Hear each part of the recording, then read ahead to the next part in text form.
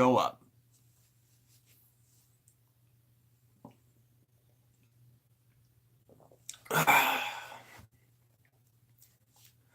Ooh, that tasted good. Just got done. Um, just got done doing a lot of work in my basement right now. Long story short, had a pipe burst earlier this week, flooded the basement, and yeah, been cleaning it up ever since. Finally got it. Oh, just finally got it to it's passable. Put it that way. So yeah, just a little something to share with you guys. Well, nobody's here, but a little story to share for this video until people show up, until they see that this is a live video. It pops up on their notifications. Yeah. So let's just wait for everybody to show up. If anybody does, that is.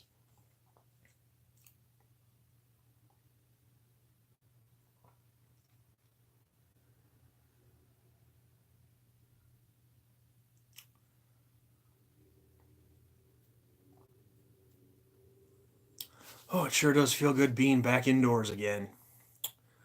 Granted, here in Illinois, we did have the temperatures get up to the mid 30s. Actually, I think it's in the 40s right now. So a lot of the snow is starting to melt. It is obviously not as cold, so that's definitely great. But man, before it was we had a couple days earlier this week where it was negative 24, negative 32, and of course this is all with wind chills. But it's been brutal up north here in Illinois. It's been bad. So yeah, just gotta wait. Still waiting for people to show up. I thought I saw one, but they left pretty quickly.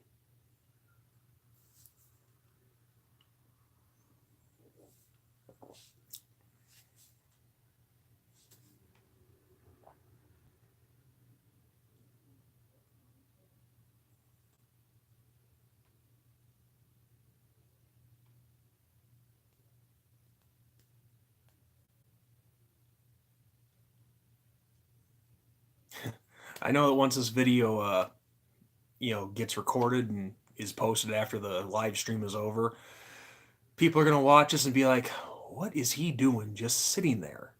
Well, you got to do something. I mean, there's really not much you can do when you're waiting for people to show up.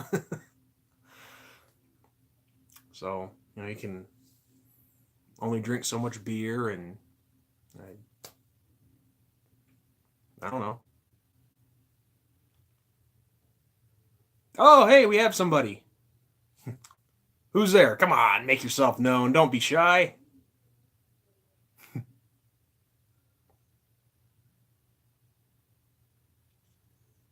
So how's it going, dude? Or madam, whoever's there.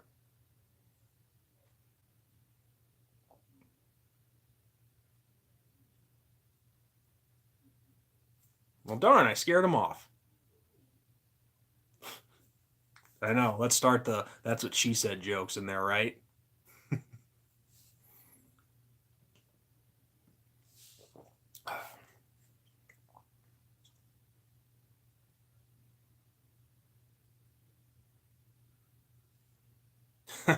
Go figure. Go figure. The first one who says something is Charles Manson.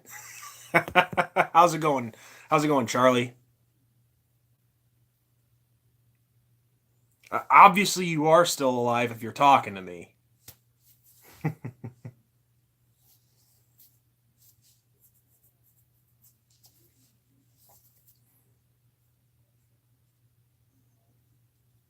Not doing too bad, Charlie. How are you doing? Oh, I guess he left.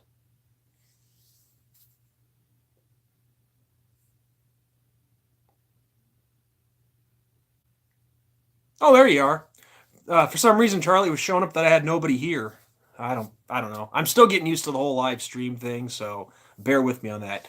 Um, honestly, I'm going with the Patriots. I don't care what people say about Tom Brady. I mean, love him or hate him, You have to respect him. The guy finds ways to win. Has he always won on the big stage? No, but he's been there a hell of a lot more times than a lot of other big names have. That's for sure. Um, but am I gonna be surprised if LA wins this game? No, but I mean, because they got a great defense, they got an up and coming solid quarterback um, and Jared Goff, but I just don't think he's quite ready for the big stage yet. But who knows? He might prove me wrong tonight. But I mean, obviously, overall, you know, my boy's not in it. There you go. Oh, here, you can see. There you go. There's the George Hallis's logo, or his initials. My boys aren't in it, so I really honestly don't have a preference, but no, I'm going with the Patriots in this one for sure.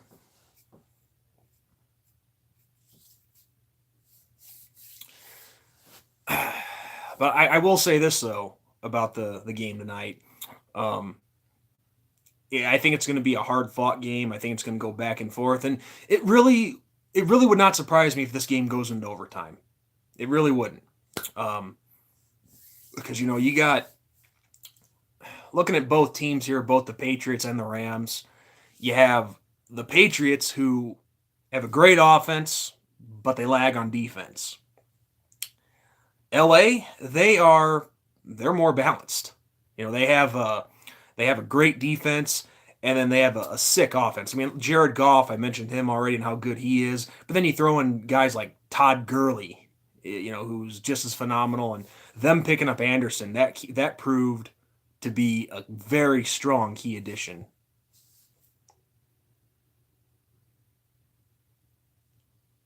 Yeah, yeah, Charlie. Yeah, Tom Brady's the goat. At least at this point, he is. Um, I mean, granted, when you're in the spotlight like he is. Uh, oh, hey, Jacob, how's it going? The Bears, of course, the Bears. Why would I not cheer for the Bears to win the North next year? But if that was a rhetorical question, I'm sorry, I'm a little slow, I guess. Um, but yeah, like I was saying with Tom Brady, I mean, of course, when you're in the spotlight as much as he is, you're really going to get a lot of haters. But like I said, love him or hate him, you have to respect him for how good of a quarterback he is and how much success that he's had in his career.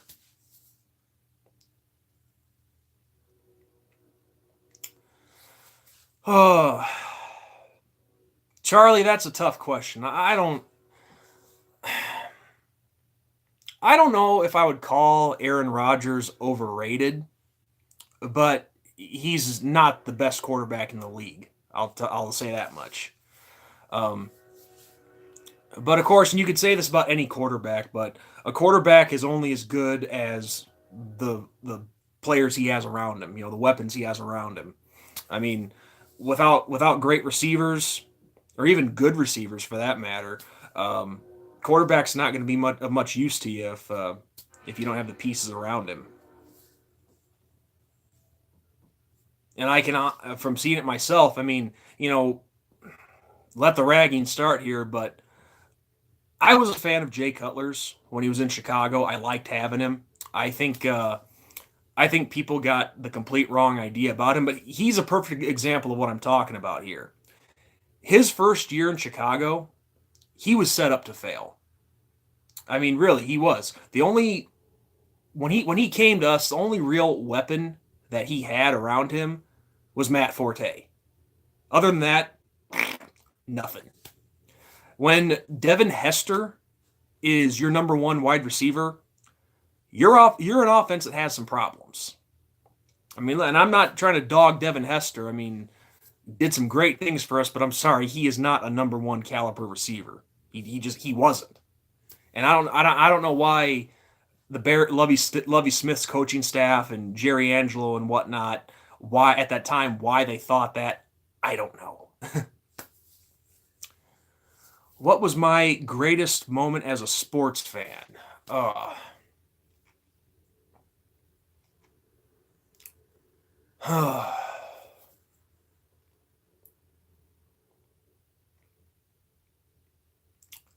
Are you talking about like from being at an event, or could it be anything, even if just watching it on TV?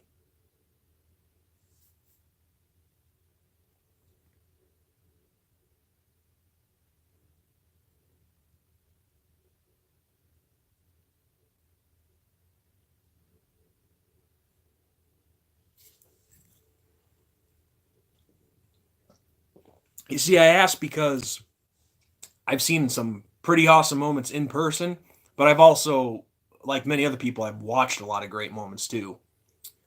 Well, I guess I could give you both. Um, in person, hmm, I've been to several great, great Notre Dame games. Um, but I would say probably one of the best moments in my life of actually being at a game. Probably the first ever Notre Dame game that I went to. It was 1999 against Navy, and that was when I actually told this story in a video. But that was a game where uh, the Irish were trailing late in the fourth quarter. Like this is like 2 minutes to go, give or take, and they had to pick up a fourth and 11 to keep the drive alive. And pass to, I think it was Joey Getherall. Jarius Jackson to Joey Getherall picked up the first down by less than an inch. And they ended up going on to score the game-winning touchdown. Jarius Jackson throws to tight end Dan O'Leary, and Irish win 28-24. So at that time, and I've been to other awesome games since then, but just because it was my first and it was in such thrilling fashion, I'm gonna have to say that one. Um, there've been a few Cubs games that I've been to that were awesome. I've seen a couple of walk-off home runs. One of them, Alfonso Soriano game-winning grand slam.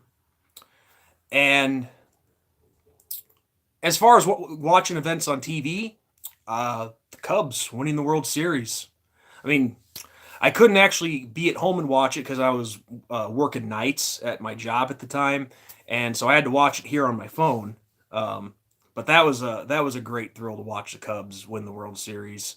I actually, I broke down. I had some tears. It was just so great that I could finally seeing that franchise win the World Series. It was awesome. What was that other question? Um, Jacob, on average, I try to make it up to at least 2 games a year. Um, Sometimes that doesn't always work out because we have things going on where we just can't afford to go or something like that. I see. I usually go with my family, um, but I would say on average 2 a year. It might be three this year because I'm going to be making the trip down to Athens to watch the Irish play Georgia. And Charlie, your question for the most heartbreaking moment as an Irish fan.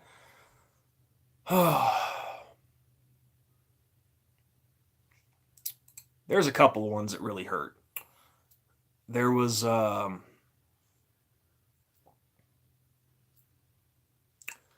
losing to USC in 2005. I mean, that sucked. That was just that pitting on the inside of your stomach, how close you were, and all that, and that heartbreak. Um, but then of course, I could say the Georgia game from 2017, but that sucked, but it didn't have that feel like the USC game. But I've been in attendance for a few things like that when we lost to Duke in 2016. That one sucked. Um, I've been to 3 games against Michigan State. Every single time we lost to them each time. 2000, 2003, 2005, and 2007. But that's more, of course, for personal reasons. Um,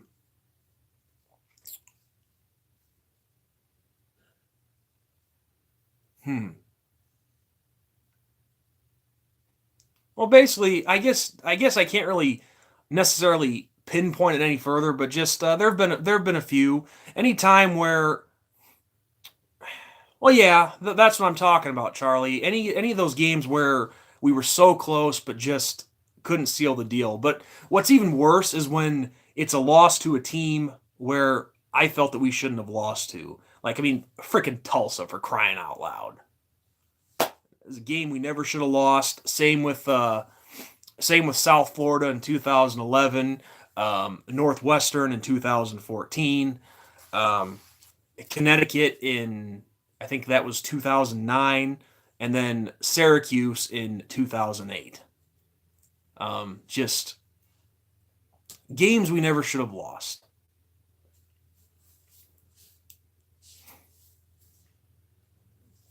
But yeah, of course, against Florida State in 2014, and then Clemson the year after. Yeah, those stung. And the really screwed up part in some of these games, we had the chance to close the deal and we didn't do it. But that's just how football works sometimes.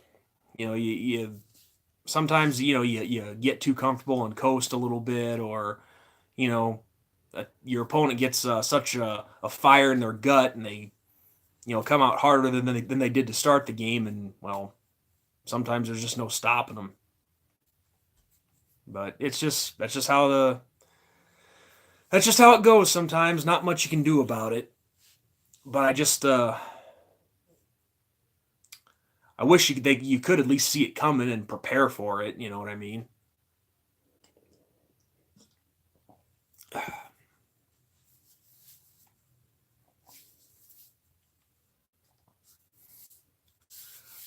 Well, anyway, Charlie, I know you're. Oh, yeah. No, I thought I thought that too, Charlie, with Miami last year. Um, I remember watching that game, and actually, that was like one of the only games where I did my recap at halftime because it was already over. We just looked so ridiculously flat in that game. It was shocking. Um, I mean, don't get me wrong. Miami was really good that year. No question about that. But at times it didn't even look like we were hardly putting up any effort.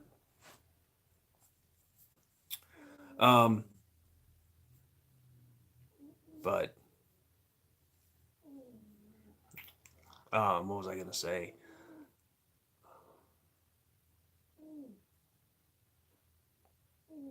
The Irish nation appreciates you for doing that, Charlie. Um, like I said, to another person, I mean, myself, I'm personally not a two teamer, and I think it's pretty crappy. Like the only time I think liking multiple teams is crappy is this, for example. Like you, for example, you're an Alabama fan. Say you only cheer in Alabama for football, but not for basketball, and that reason being is because maybe they're not good. So you go cheer for North Carolina or Virginia or Villanova or somebody else. That's when it's crappy. But like you said, you have family that's Notre Dame and whatnot. So, excuse me. So, I mean, if you have ties to another university through a family member or whatever, then that's understandable.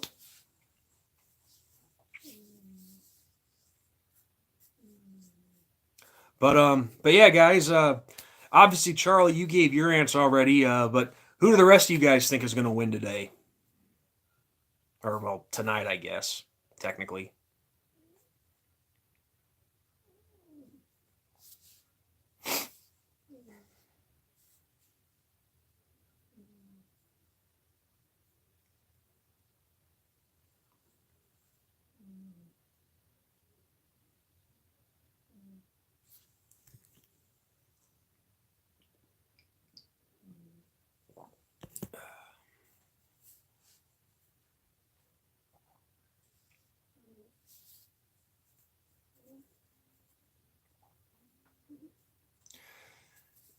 Jacob, I agree. That's who I'm picking too. I'm picking the Pats as well.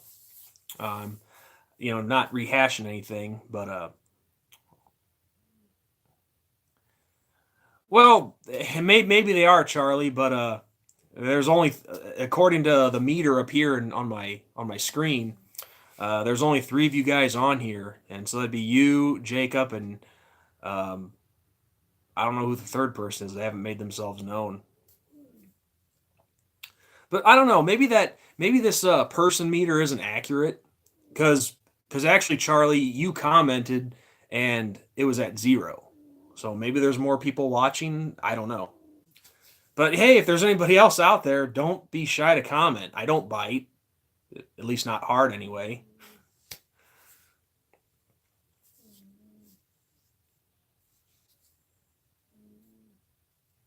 But yeah, no, I gotta say this is actually pretty cool. No, even whether there's 3 of you or 100 of you, this is a pretty awesome to actually be communicating with you guys, and you know, and I think I've told you guys this before, but usually when I do a video, it usually takes me like 5 or 6 tries because I screw up, and uh, I just want it to be good, or as good as I can make it anyway. Um, so this is awesome. Not having to do any retakes, nothing. I can just be completely raw and be myself.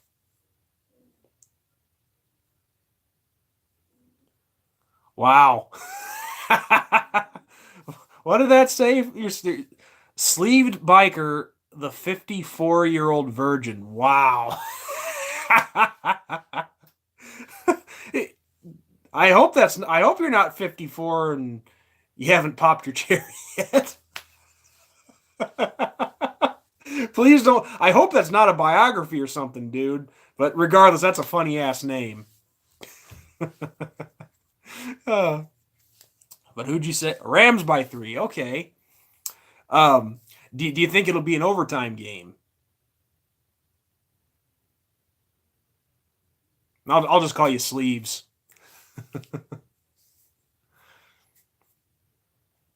But in all seriousness, dude, even if you actually were, whatever, no big deal. I just thought the name was funny.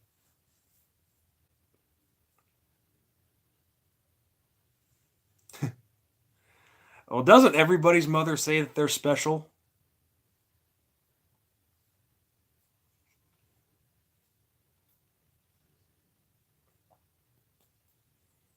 I mean, you could be the biggest screw up in all of society, and your mother would still say that you were special. Because that's how mothers are supposed to be. They're supposed to love their kids unconditionally. And why shouldn't they? A good parent would love their kid. And no, guys, I wasn't trying to take anything away from a joke or anything. Hey, that's what I truly believe. If you're a parent, you love your kid, and if they make mistakes, they screw up, you help them go a wrong route, or whatever. Have I ever gotten into a fight? Technically, no, and I don't count fist fights with my younger brother growing up to be legit fights. I've actually, um, been very lucky, and I've never really had to fight in my life. You know, I've always done my best to be on people's good sides, and them the same of me. Um, uh, but I would if I had to. Um, and I was actually asking some of my coworkers this past week if that's a good thing or a bad thing that I've never been in a fight. Because here's the thing, I think it's good and bad at the same time, because it's good that you have been able to avoid violence, and if you've been able to settle problems in other ways without resorting to that.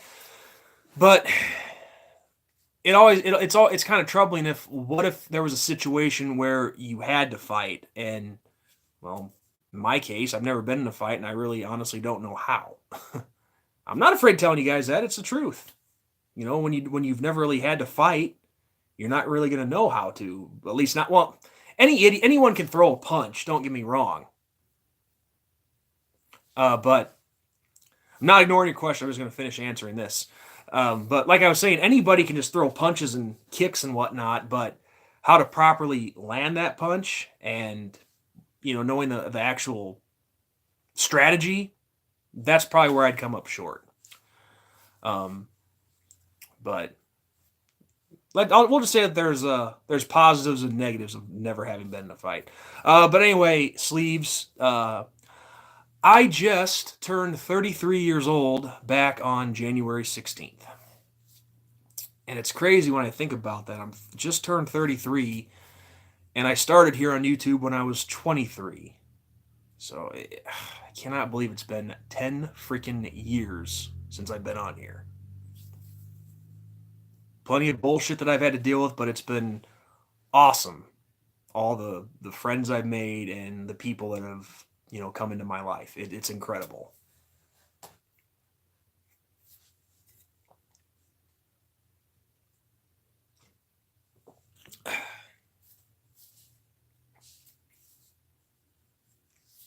How about yourself, dude? Are you really 54, or is that just a joke?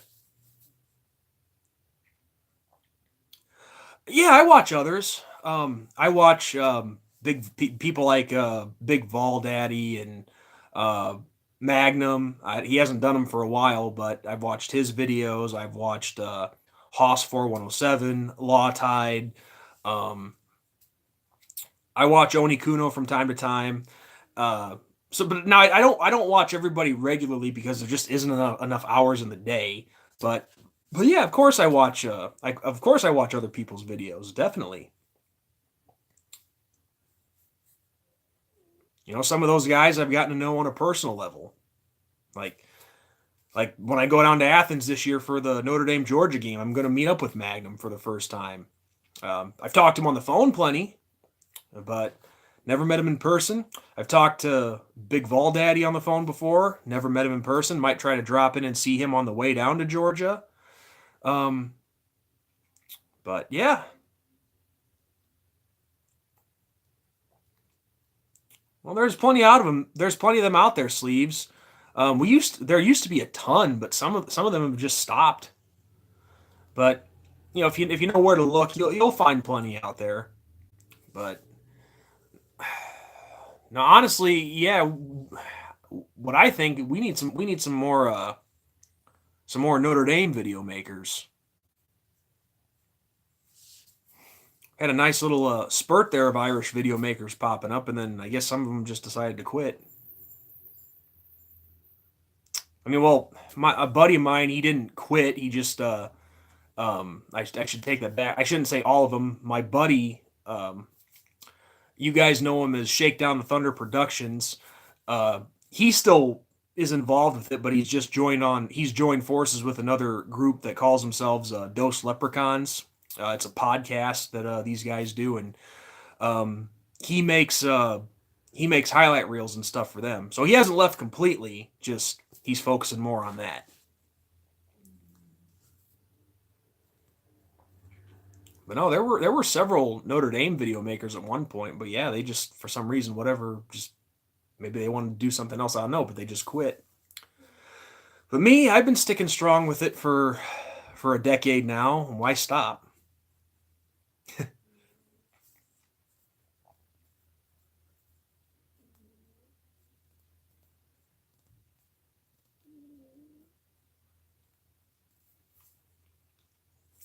But no, and to add on to that, a lot of people who don't make videos that have a lot of great insights and knowledge on their team and whatnot. I wish they would make more video. I wish they would start making videos. But I can see how it'd be hard for someone to just go from commenting to getting in front of a camera. It's not easy. It's not easy, and the internet is not always a very fun place to be on. I've been down that road many times before, and I've gotten a lot of criticism, a lot of shit talk. And I'm not. This isn't just from opposing fans either. I've actually had other Notre Dame fans, insult me and call me shit and this and that, whatever. So it hasn't always been a pleasant experience, but I've said this many times, but the good that I've had here on YouTube definitely outweighs the bad. It just Obviously, the bad stuff just seems to stick out a little more, unfortunately.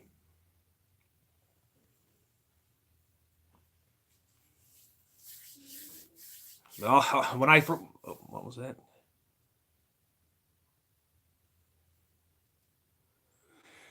Oh, wow.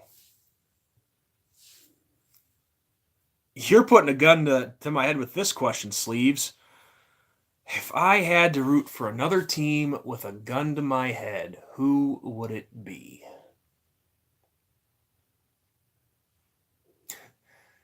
Oh, that's a tough one.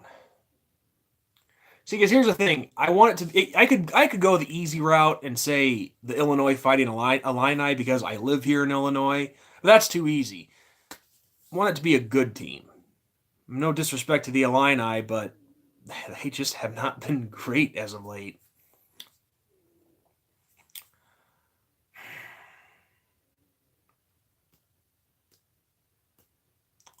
Wouldn't do Michigan. I can tell you that much.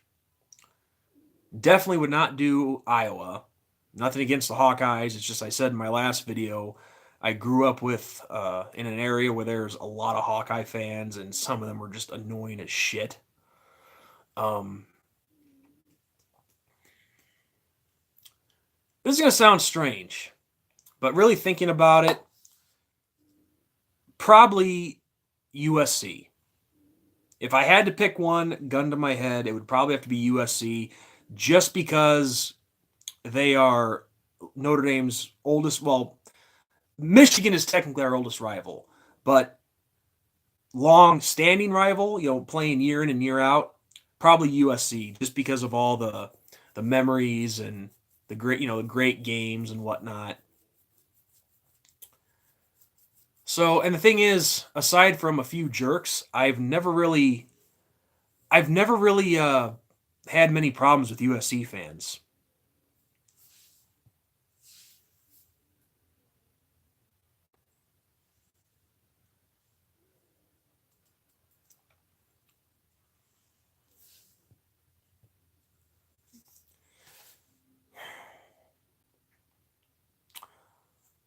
Oh, let's see.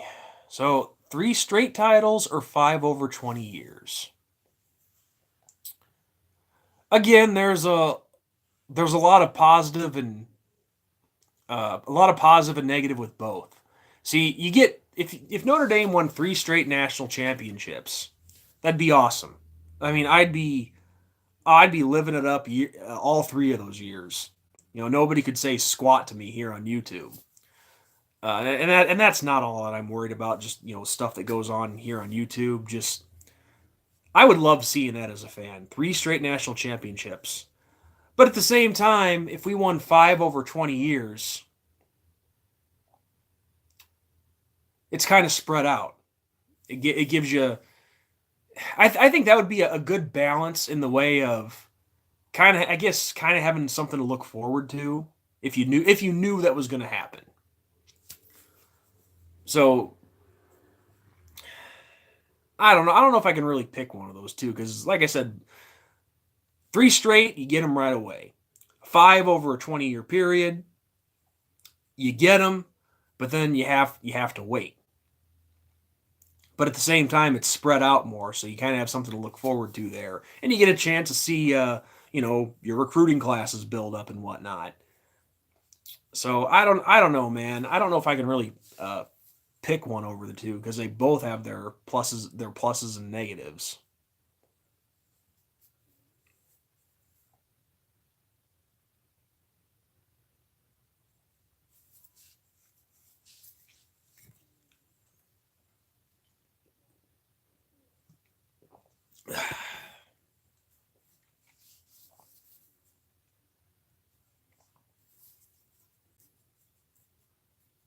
Oh, hey guys, this is a random question, but I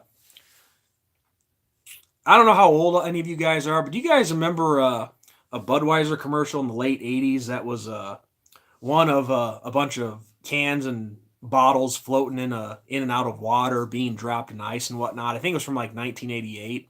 Any of you guys remember that commercial?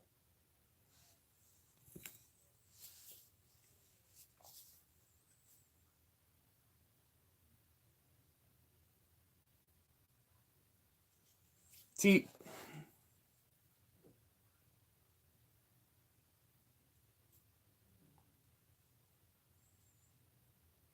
man, you're asking some pretty good questions there, Sleeve. Um, well, the thing is, you really are 54? Okay. Well, do you remember that commercial that I was talking about? That Budweiser commercial where they had a bunch of Budweiser cans and bottles floating in ice and water? But I'll answer your question. I just want to know if you remember that commercial first.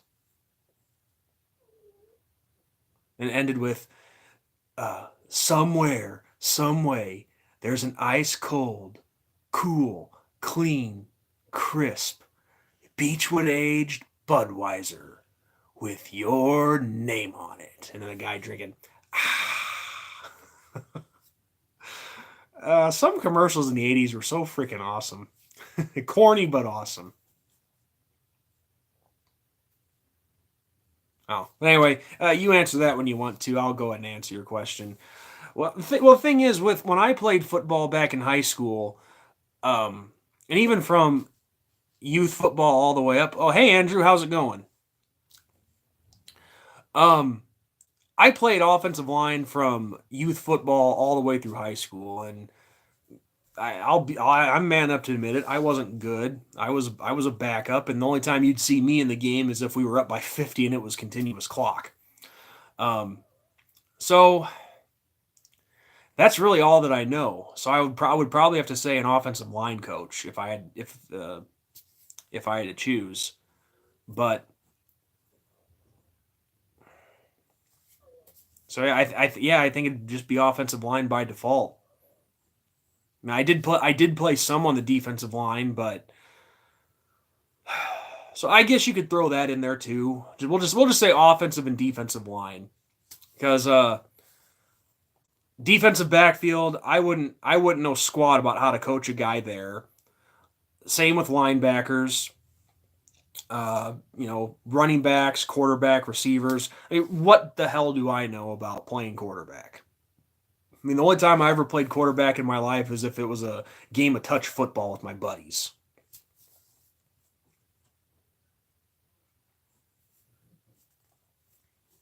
So, yeah, probably offensive line or defensive line. Maybe then I, of course, work my way up to head coach after that. And honestly, to tell you the truth, in recent years, a part of me wonders.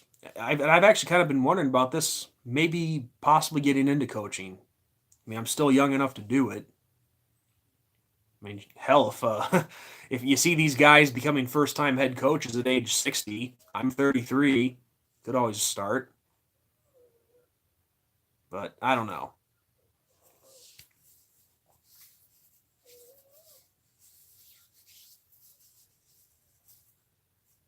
I mean, who knows? Maybe if I actually got into coaching, even if it was just a youth team, um, if it was just a youth team, I could, actually get some, you know, could actually get some experience coaching, and then I could actually have something to back up on my videos here that I could actually speak from experience,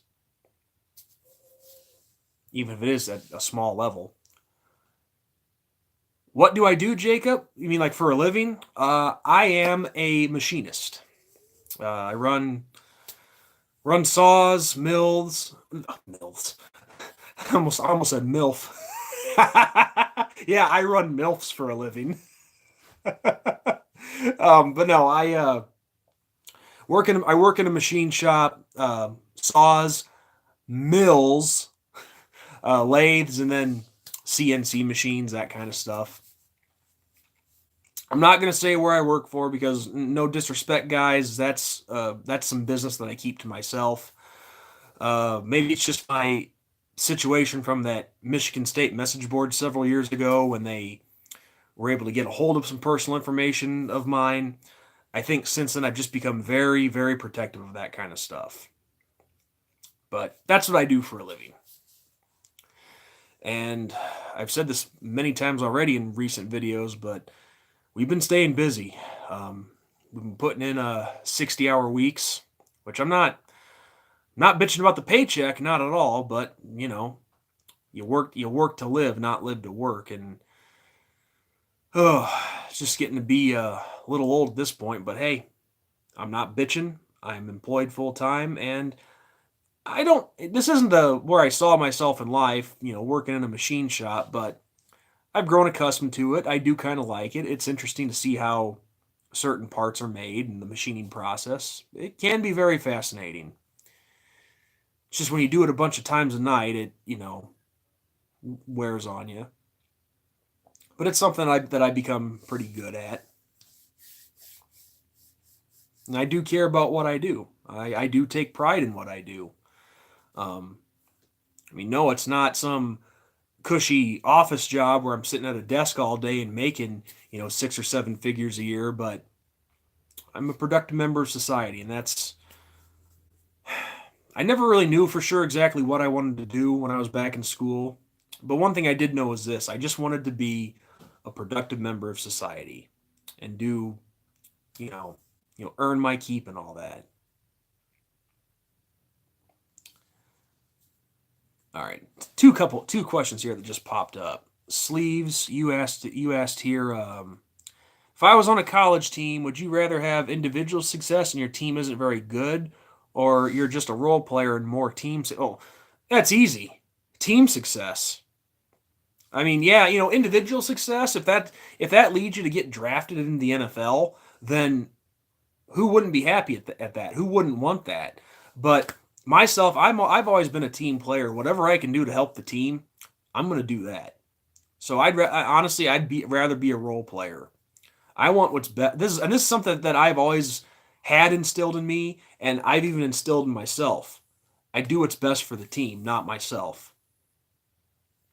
Because when the team's good, that just makes you even better because you did your part to help the team win.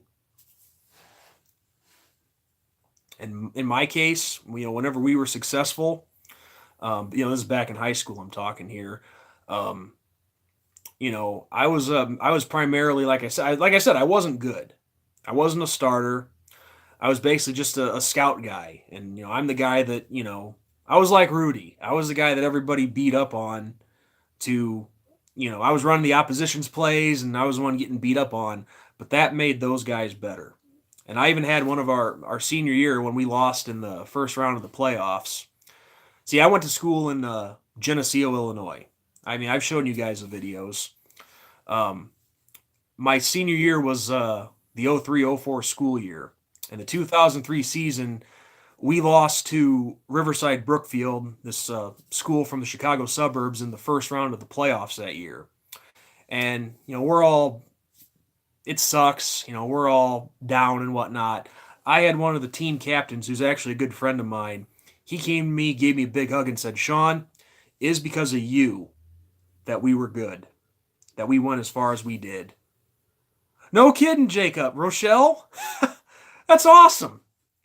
That's awesome, dude. That's a crappy thing. My junior and senior years, we played you guys 3 times. One of them was in the playoffs. We couldn't beat you. You guys were good. Those Hubs, man, they've always had good teams. But so yeah, don't take those scout team guys for granted. They help make the team better. And that was one of the best compliments that I ever could have received. And I even told my buddy, I'm like, "No, dude, I don't know if you can really say it." He's like, "Yeah, Sean, I can say that because, hey, you and the rest of these guys, your names aren't going to be in the newspaper, so the press can't see how good they can't see how good you guys really are for what you do for us."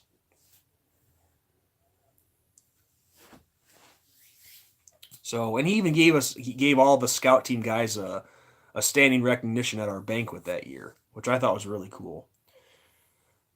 But anyway, Andrew Harris, I've seen you on here plenty of times before. The Irish recruiting class of 2019. What do I think of them? Pretty good class. It did suck just losing that Asa Turner, that athlete recruit from Washington. He ended up committing back to the Huskies. It sucked losing him, but still though, Brian Kelly and that defense, they did a great job addressing some needs at key position that really not only need talent but need depth. We're talking, the offensive line, the secondary, couple of nice got a couple of nice quarterback recruits coming in these next two, not this year, not only this year's class but next year's class as well. Um, but I think it looks pretty good. But we'll just have to wait and see. But one thing I know is this for sure: expect a lot of these young guys to contribute right away.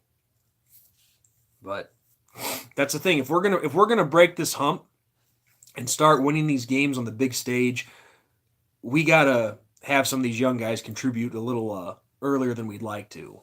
So, got an itch on my head. But here's hoping that some of these guys can break through and take us to that next level. Because the talent in football, it's getting better and better all the time. I mean, these guys are freaking. Sorry, and I say this in a positive way, not a negative way, but these guys, a lot of these young football players coming up, they are freaks in nature. Just the athlete has just gotten so much better every year in and year out. They seem to get even better and better. So keep in mind, just because a guy's a 3-star doesn't mean that he's not any good. The only difference between him and a 4 or 5-star is that 5-star player is likely going to start or get some significant playing time right away. Check the other comments. Yeah, Jacob, you very well could have been on the field in one of those games. Because I was class of 2004, so you were the very next year. My younger brother was a class of 05, so him and he didn't play football, but a couple of our buddies did. They were juniors when I was seniors, obviously, and they were the starting tackles. Big old boys too.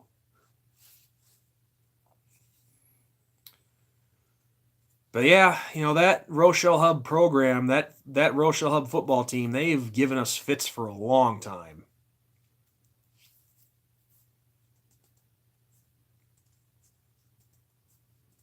It's just kind of too bad that rivalry is going to be ending here pretty soon.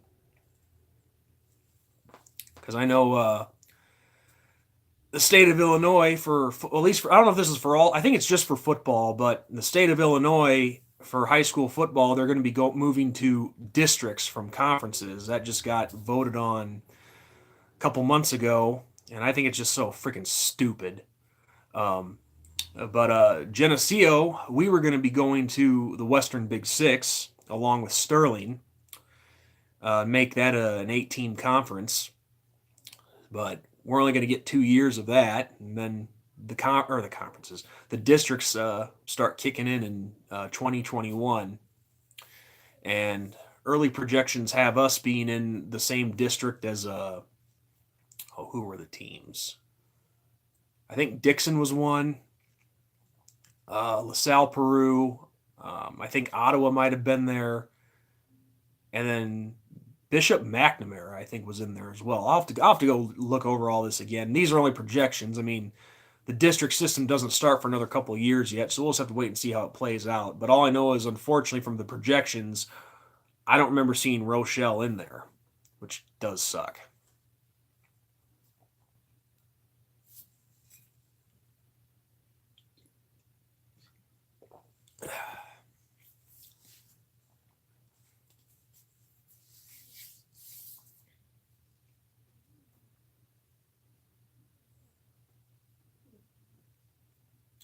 So something else I want to ask you guys. Are any of you going to watch this new league that's going to be starting next week, that Allegiance of American Football? Or are you even going to give it any credence at all?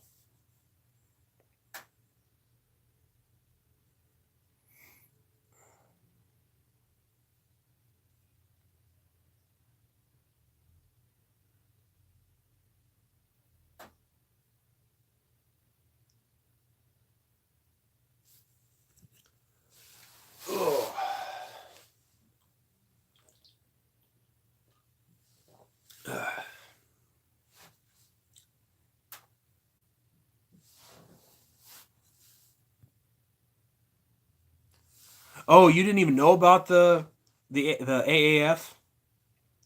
Yeah, no, it's a league they planned about a year ago.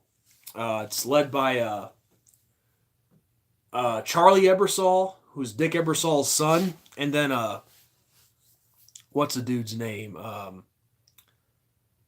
Polian. I forget his first name. Uh, but I think he used what was he the general manager of the Colts or I forget who, but uh, eight team league, um, 10 game regular season. They're not going to have any kickoffs. After each touchdown, you have to go for a 2 point conversion. Basically, the only time place kickers are used is for actual field goal attempts. Um, what was the other? What was another rule that they had? But all I know is oh the if you want to go for an onside kick, what they do is they give you one 4th and 10. They give you one fourth and 10 to get the conversion. If you convert it, you get the ball. You get to keep the drive alive. Um, but I don't know if this will actually be actual competition for the NFL, but I will say this league does intrigue me.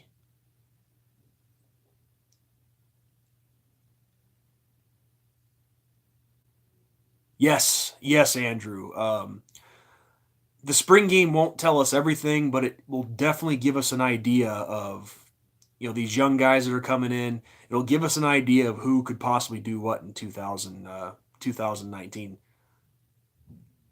Carnivorous lunar activity, welcome, dude. Glad you could make it this time.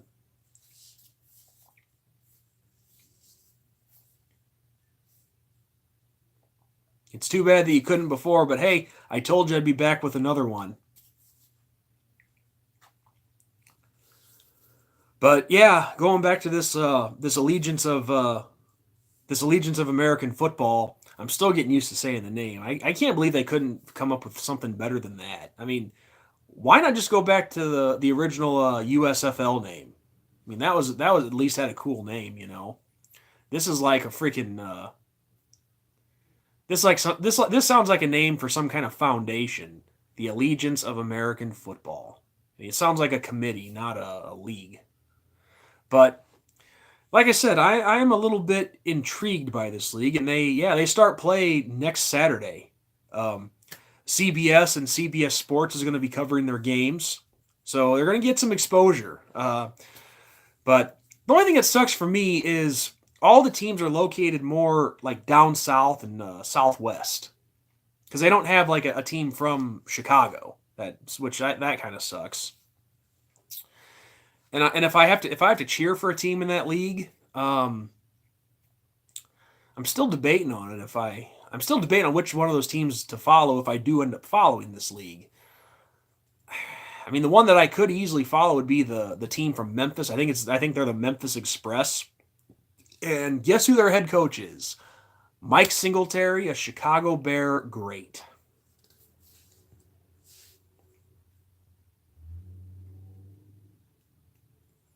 Oh, that's cool. That's cool, Andrew. I've been through Mishawaka once.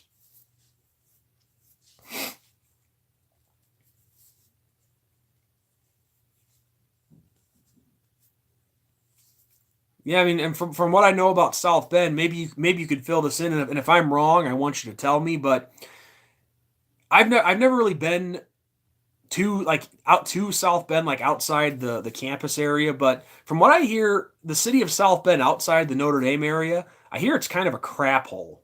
Is that true?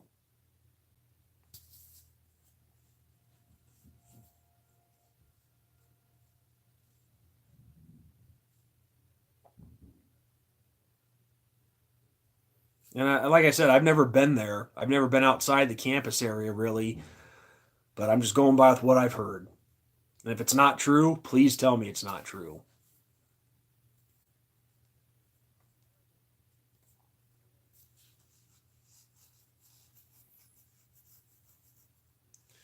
But no, Mishawaka, I've been there once.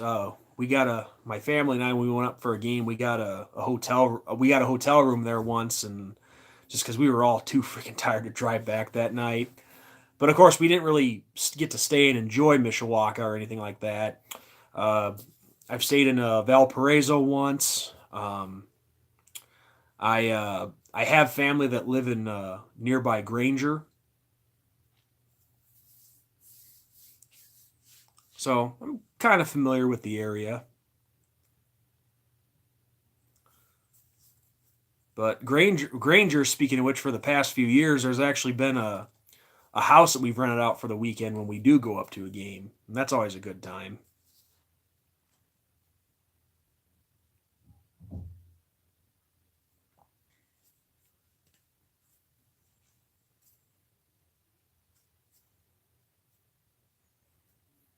Which which anyway, with going back to the allegiance of American football, it's also crazy knowing that not this year, but next year in 2020, we're going to have three professional football leagues to watch. Because as we all know, Vince McMahon has announced that he's bringing back the XFL. Now, we all know what a flop that was the first time around, but I gotta give McMahon a little credit. And what's that? Oh, it is a little rough. Okay, see, because I don't know if I don't know if it's this bad or not, but I've heard that places in South Bend, like the actual city, not in the campus area, they say that it's one of those places where it's like drive through all the stop signs, don't stop, or else people jump you and shit. I don't know how true that is, but if it's a little rough, hey, I'll take your word for it. But if it's not that bad,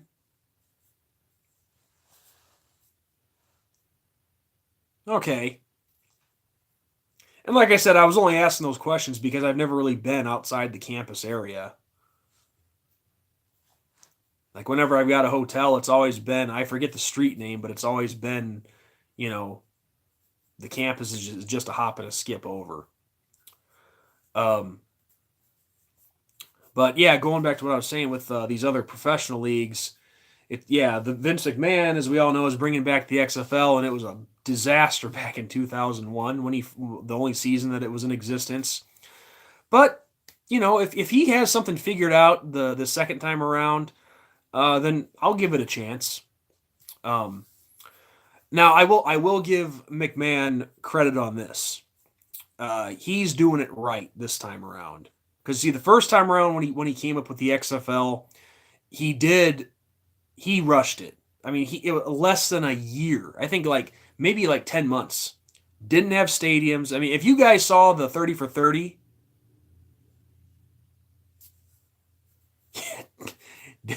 damn right, Andrew. I believe you on that. But you guys probably saw the 30 for 30. This was the XFL. Yeah, he rushed it. Like 10, 11 months. Had no team names, no stadiums, coaches, players, any of that.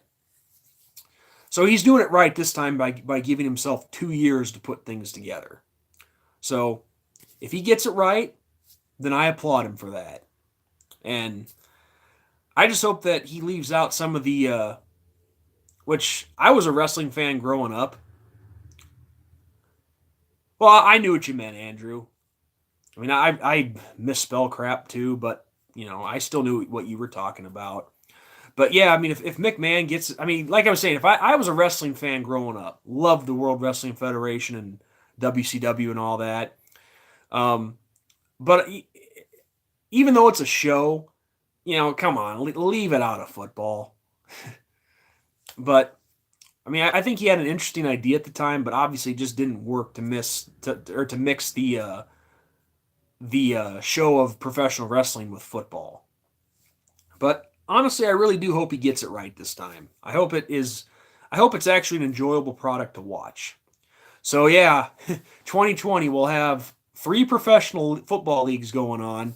The NFL will just be finishing up, and then we'll have the Allegiance of American Football and the Extreme Football League going head to head with each other through the spring.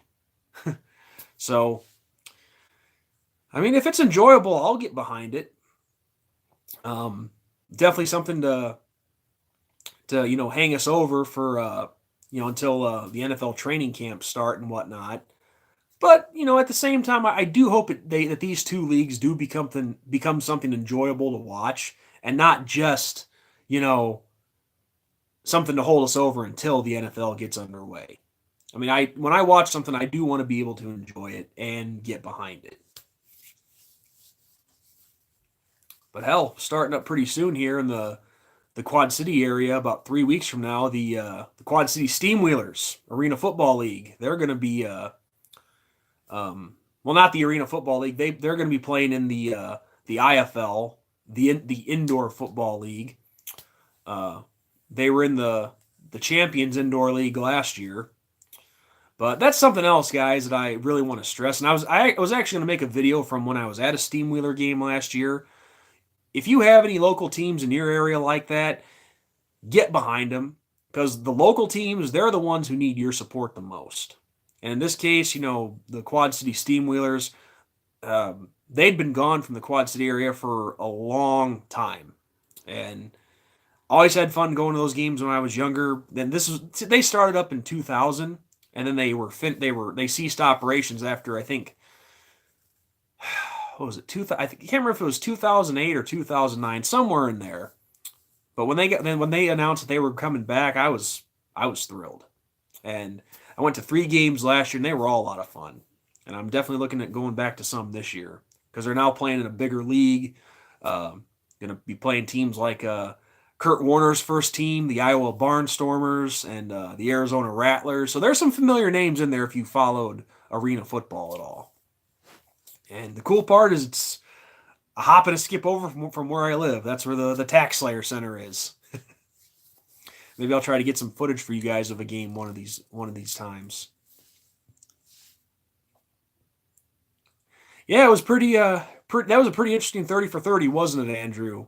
And I liked at the end how they were teasing that Jerry Jones would maybe get involved with it, but obviously it doesn't look like he has.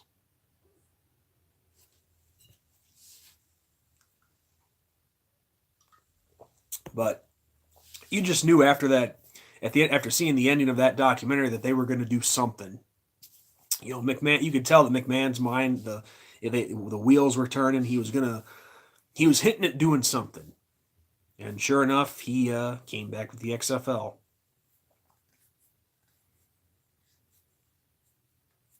And like I said, I really do hope both of these leagues succeed. Hey Tim, how's it going? Welcome to the chat. Welcome to the NDSean45 Super Bowl show. Oh, by the way, guys, speaking of the Super Bowl, if I haven't heard a pick from I've only heard a pick from a few of you guys, but for those of you who haven't answered yet, who do you guys like in tonight's game? Myself, I like the Patriots.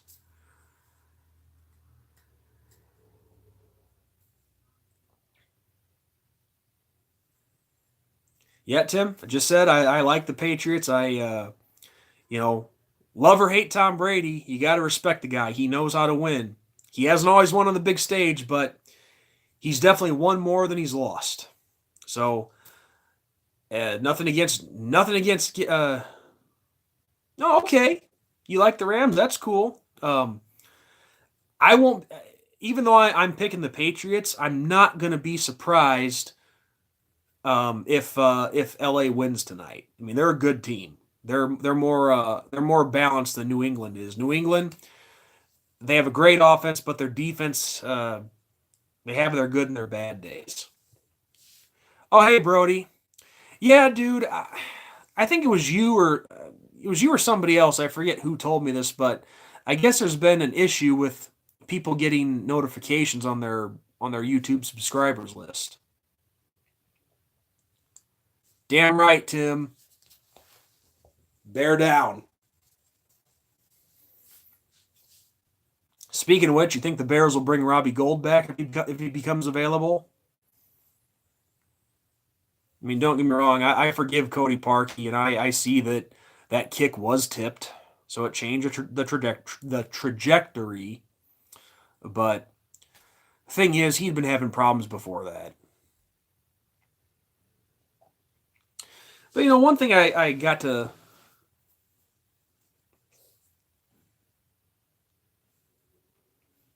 That's fair, Tim.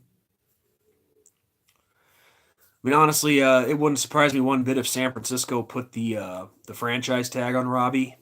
I mean, since he left Chicago, which I can understand from the management's part, uh, um, from Ryan Pace's part that it was a money move. It wasn't because Robbie was screwing up for us or anything like that. I mean, yeah, he missed some kicks, but not bad. Um, Bears go 12-4 next year. I would love that. Um, but with Notre Dame, I mean, I know you're not trying to be biased, but I think they're better than a 9-3 team, even with all that they've lost. Because it's gotten to the point with the Irish where it's become next man in, and those next men in have stepped up big time for us. But at this point in time, without having seen a spring game and seeing all our new guys in action, that's probably a fair prediction. And as far as Justin Yoon goes, Brody, I don't know. I really don't know. I mean, I read an article once that the Bears could be interested in using a draft pick on him. Um, I don't know. I don't know if I'd go that route, but um, he's kicked well enough to earn a spot on an NFL team. That's for sure. I mean, I was actually at the Navy game back in 2015 when he kicked that 52 yarder right before half. And that was in our at our end too because I was sitting on the in the north end zone.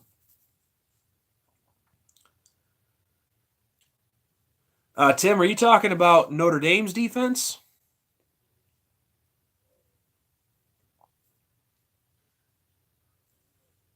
Because I was saying, I hope you're not talking about the Bears defense. The Bears are too stacked. Yeah, I mean, losing some guys like Drew Tranquil to graduation and Julian Love going to the NFL early. That's the big one right there, Julian Love. I really wish he would have stayed for his senior year, but if he's got any kind of lingering injuries going on, and I said the same thing about Jalen Smith too when he decided to leave early. He tore his ACL in the Fiesta Bowl against Ohio State, and from what I understand, he had that same thing happen to him once in high school. So him, I couldn't like these guys who get hurt or have serious injuries like that. I can understand them leaving early because they want to get their money now, and if they get hurt, if they get hurt again in college, then it's going to hurt their draft stock. So I can get that, but as a fan, of course, you want to see them stick around longer. Um, but yeah, I mean, our defense is going to take a hit, but I don't think they're going to be I don't think they're going to be worse or anything like that. I'm not saying they're going to be juggernaut like they were this past season, but I think these young guys will step up. I mean, the coaching alone, the job that Clark Lee did and having so many question marks with the defense, he did a phenomenal job. And I'd like to think that he could do that and with these young guys too and maybe develop them a little more faster. Ah, yes, Tim. I remember watching the Army Notre Dame Shamrock Series game. I love the Irish so much, but I got to be honest, that was kind of a boring game to watch. I think maybe it's just because it was already a losing season, and we were just trying to salvage something out of it at that point. But it really was kind of a boring game.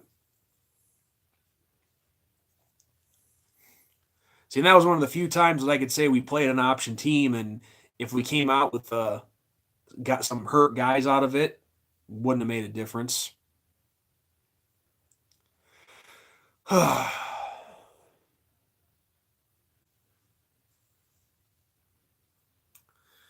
That's a good question too, Tim. I don't know what happened that year either. I mean, we had a lot of our weapons coming back. We didn't really lose anybody, and to go from a great year in 2015 to that, yeah, it was kind of shocking. My favorite Shamrock Series uni. Well, Jacob, I do have the jersey from when they played Miami at Soldier Field back in 2012. Um,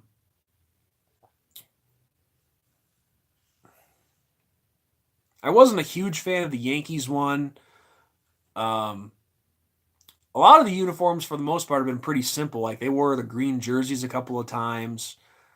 They did pay homage to the Yankees, and I'm trying to remember what they did for when they played Boston College at Fenway Park. I think those are just green jerseys too.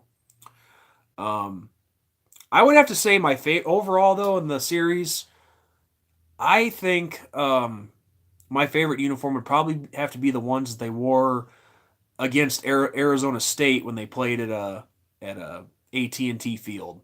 Those are pretty cool. The white unis and the green shoes and the Texas flag helmet on the Texas flag emblem on the helmets, or the shirts. I mean, those were pretty cool.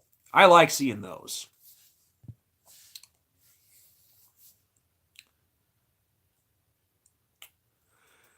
If Notre Dame had went 11-1 back in 2015 and didn't lose to Stanford on the last game, would they have made the playoffs?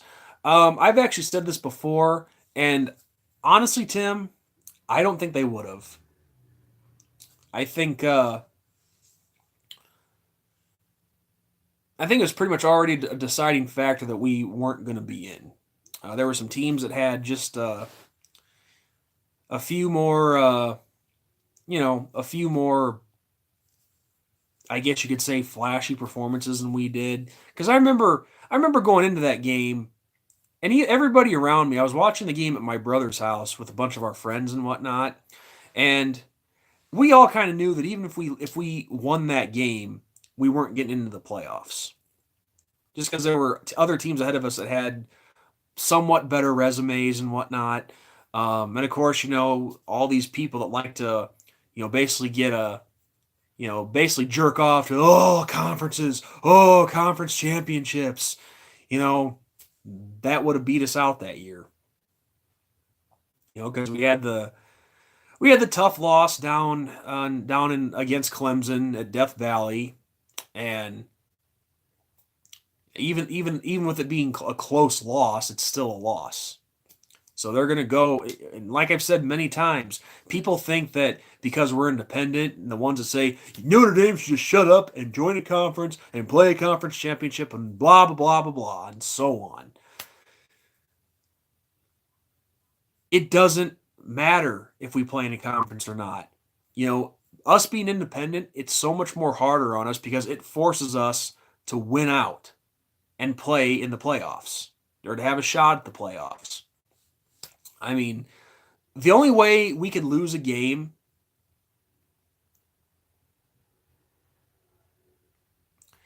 if we lose one game as an independent, then that leaves the door wide open for them to take the next Power Five conference champion in line. And oh, where was I going with this? Um, the only way I could see Notre Dame making the playoffs as an 11-1 team is if they were to expand to say like six. And I did a video on this, and I think honestly, if they do expand, six teams would be the perfect number.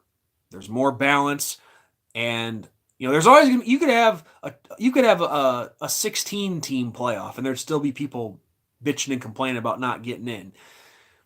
16 playoff is more balanced, and there's less teams complaining. But that's the only way Notre Dame would get into the playoffs with one loss, is if they expand the playoffs or they keep the current system and something crazy happens. But no, I don't think we would have made the playoffs with an 11-1 record that year. Even if we didn't lose to Stanford, we wouldn't have made it in. And Tim, I don't think the Irish would lose their NBC deal if they joined a conference. I think NBC would still love to broadcast all of Notre Dame's home games, but the problem is they would likely have to share that money with other teams in the conference, and I don't think Notre Dame is going to want to do that. But at the same time, I could very well see NBC uh, canceling the deal if Notre Dame joined the ACC or any conference for that matter. But it's like I've said many times before, and I'll probably say it many times again in the future. All these other teams, they should actually pray and hope that Notre Dame stays independent. Because, like I said, if Notre Dame joins their conference, guess what? All these high schools that are primarily ACC territory high schools that they recruit from on a regular basis, these schools are easily saying no to Notre Dame right now. It's like, hey, you're an independent. You're not in the ACC. We don't have to give you anything about this prospect that you're interested in. Click. But if Notre Dame joins the ACC, guess what? All those high schools that tell them no, they'll start opening their doors to Notre Dame and letting them recruit these kids and whatnot. And so, and it just there's these little differences that would happen from that. That 3-star player who would normally head to NC State or Virginia Tech, Boston College, whatever. Well, Notre Dame's now in the conference. Notre Dame has more access to his stats and whatnot in his profile. He's on his way to Notre Dame, and he becomes a key contributor for us instead of any other school in the ACC. So, yeah, the ACC and the Big Ten and anybody else, they'd be, and all these fans that always preach that crap of Notre Dame needs to join a conference. They're just not good enough if they don't play in one, and just the stupid shit that I've heard numerous times, year in and year out. They need to be thankful that we're not in a conference. They should embrace our independence. Well, the early projections, Tim, is people are saying that he could be a Heisman candidate next year, but I don't know. It's a tough call. I mean, granted, look, he did phenomenal, but he did make some mistakes too. However, at the same time, this was his first full year as a starter. So who knows? He could get a lot better. I mean, granted, we did just lose one of our stud receivers, Miles Boykin, to the NFL draft, but you still have Chase Claypool. You still have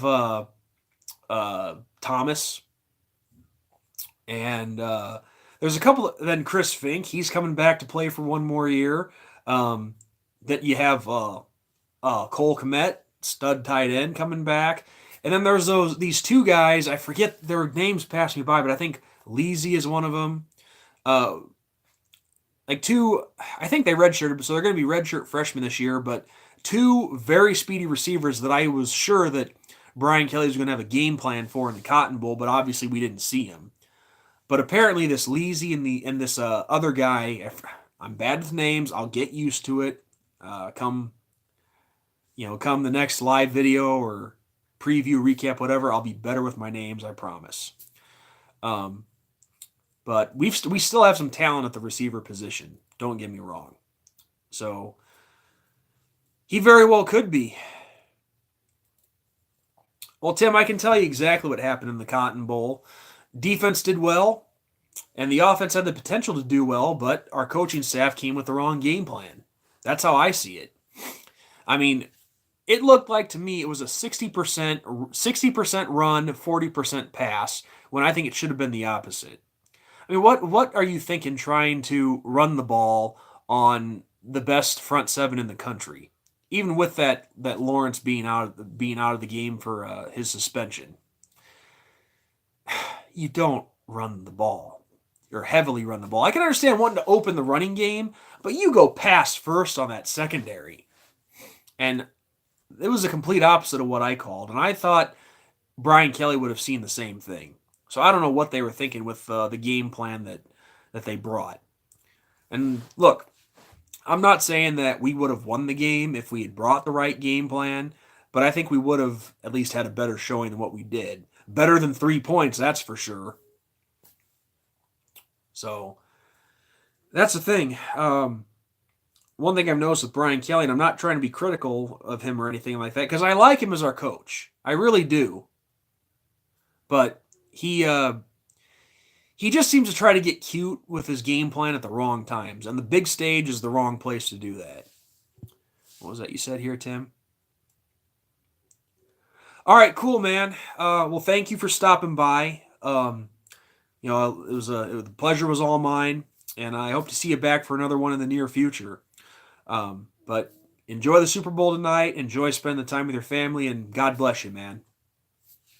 I'm probably gonna be calling it quits here pretty soon myself because I got the same thing to do. I'm gonna watch the game with my dad and my family back home. Damn right, go Irish.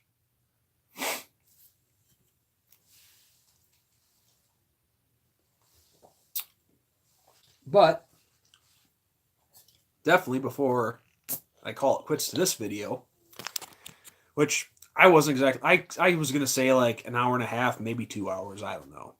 But I'm going to have another beer first. And the funny thing is, guys, I really don't drink much.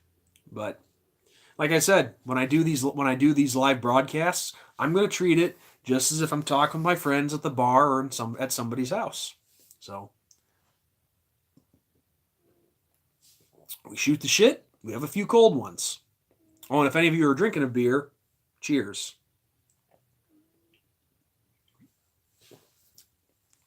Speaking of which, I'm still waiting for an answer from some of you guys. If you ever saw that Budweiser commercial that I was talking about from like 1988.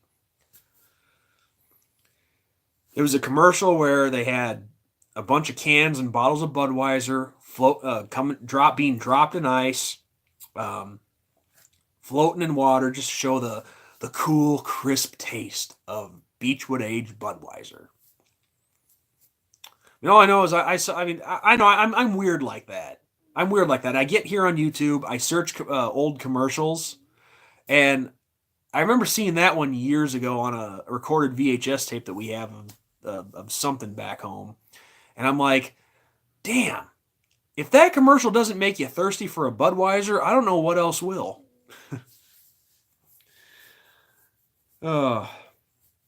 See, that's the thing. I was born in 86, but I never really got the chance to enjoy the 80s. I only had it for 4 years. I mean, I'm a 90s kid all the way.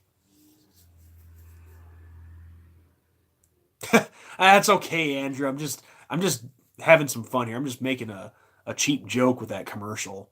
But seriously though, look it up, man. It's Budweiser 1988. The picture is a bunch of Budweiser cans and bottles floating in water. Well, there you go. Just type in Budweiser 1988 floating in water. It's pretty cool. at least for that time. But no, Andrew, I was born in the 80s, but it was the 90s that I actually got to enjoy from my childhood.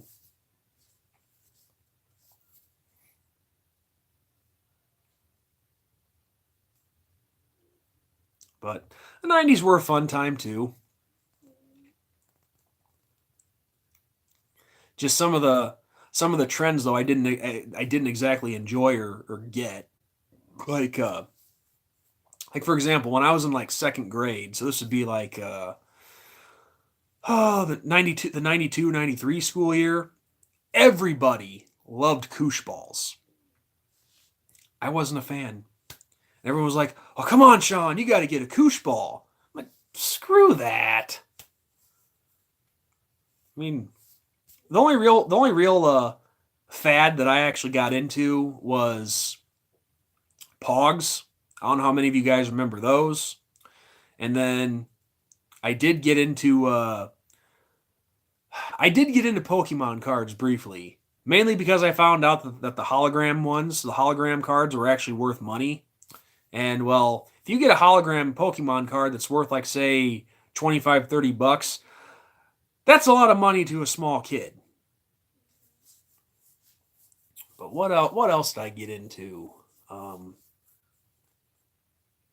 of course, I watched Beavis and Butthead. That was obviously a big 90s phenom right there.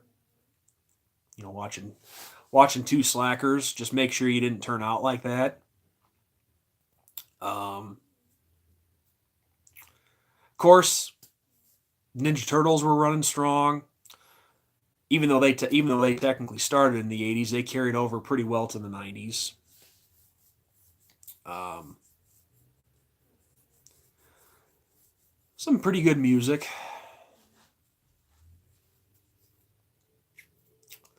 I'm trying to think back to my childhood, all the stuff that I got into.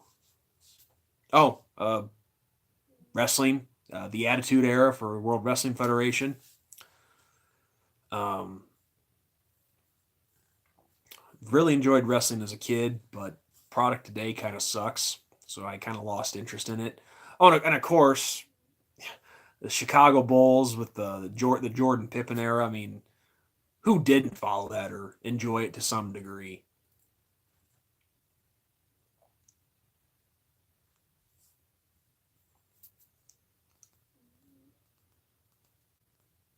Damn right, Andrew. Damn right. As a matter of fact, I was actually lucky enough to have gone to a Monday Night Raw back in '97 and got to see. This was awesome for me. I got to see the Legion of Doom. Everybody else knows them better as the Road Warriors. I got to see them live and in person and see Bret and Owen Hart and the British Bulldog, all these guys who are now dead. Well, with the exception of Bret Hart and um, Road Warrior Hawk, or Road Warrior Animal, sorry. Hawk died in '03.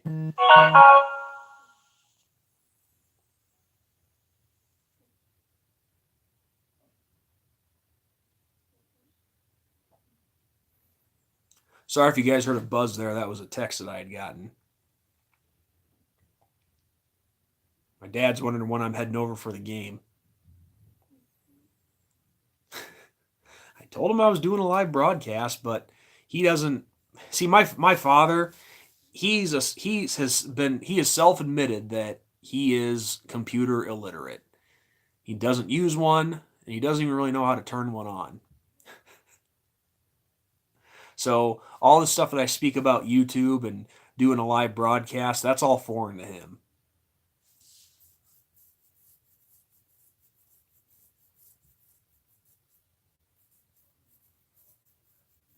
But I can't blame him. I mean, he's going to be turning. Oh, how old is he going to be now? He's going to be turning. My dad's going to be turning 68 years old this year. It's crazy to think.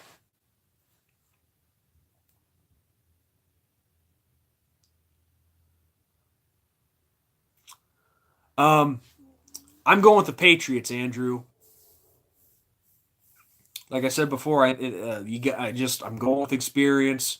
Love or hate him, Tom Brady knows how to win in the big games. He hasn't won all of them, but like I said earlier, he's won more than he's lost. I mean, you can't help but, I mean, yeah, you have to respect a guy for that. Even if you love him, doesn't matter if you love him or hate him. I mean, he is a good quarterback.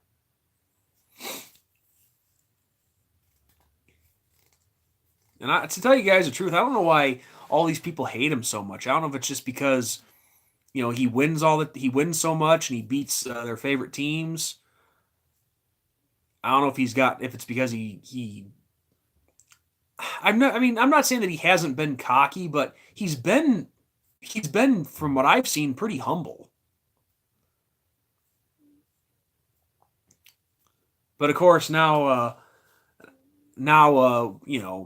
with everything going on in the world today, especially in our country, you know, anybody who has a "Make America Great Again" hat, people are going to instantly hate you, which I'm kind of getting sick of that crap, to be honest with you.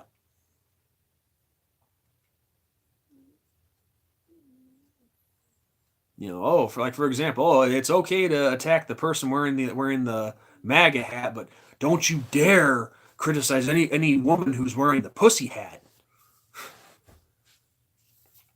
Speaking of that, guys, I'm just gonna try to keep this brief. You guys know how there's this the Super Bowl bingo stuff going on.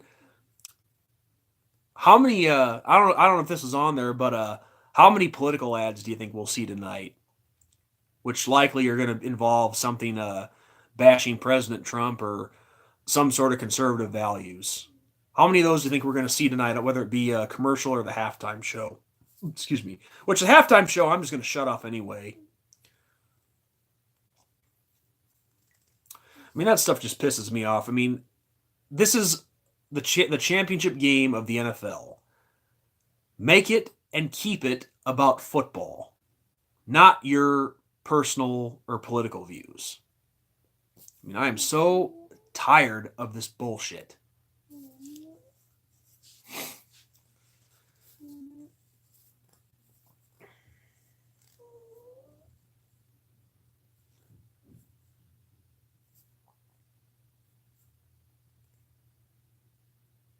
That's five, Andrew. That's a pretty good prediction. I was gonna say like 7 or 8. So let's see. I think. Who was it? I think it's is it Maroon? I think it's Maroon 5 that's supposed to play the halftime show. And I know what's his face, that drugged out dude from Pink Floyd. I think he told them that they should take a knee or whatever. It's like, seriously, dude, shut the hell up. Just worry about the freaking game. Keep the politics out of football. Keep it out of sports altogether. But like I said, I don't really care. For the halftime show at the Super Bowl, I take a break and go out to the store and grab a pop or something.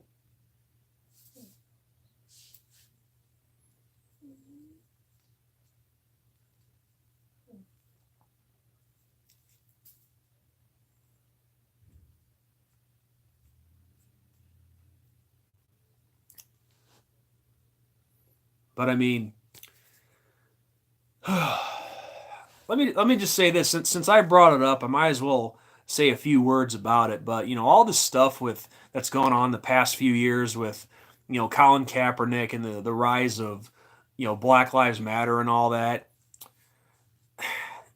I'm just gonna say it. Do you guys really think that Colin Kaepernick gives two shits about any of these people? And this is a rhetorical question. No, he doesn't. He's basically doing this to make money. And that's what it's all about. These people who are, doing all the kneeling and shit like that. Oh, hey, CFB World. Welcome aboard. I can understand that. I mean, yeah, it does get tiring seeing the same old team in there. But, somebody's got to knock them off. That's the idea of the game. Like Ric Flair said, to be the man, you got to beat the man. But like I was saying, no, with this thing with Black Lives Matter and Colin Kaepernick. Oh, hey, Lela?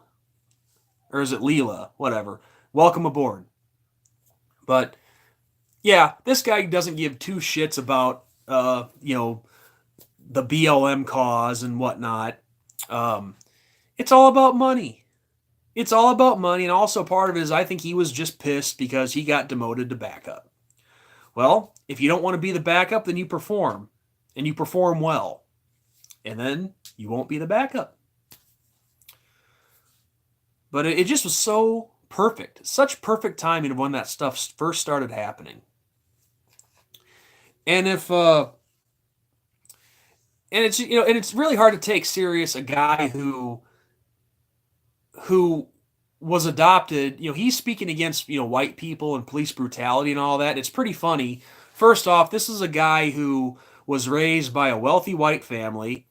They didn't care what his color was, and he had a great childhood, a great life growing up, and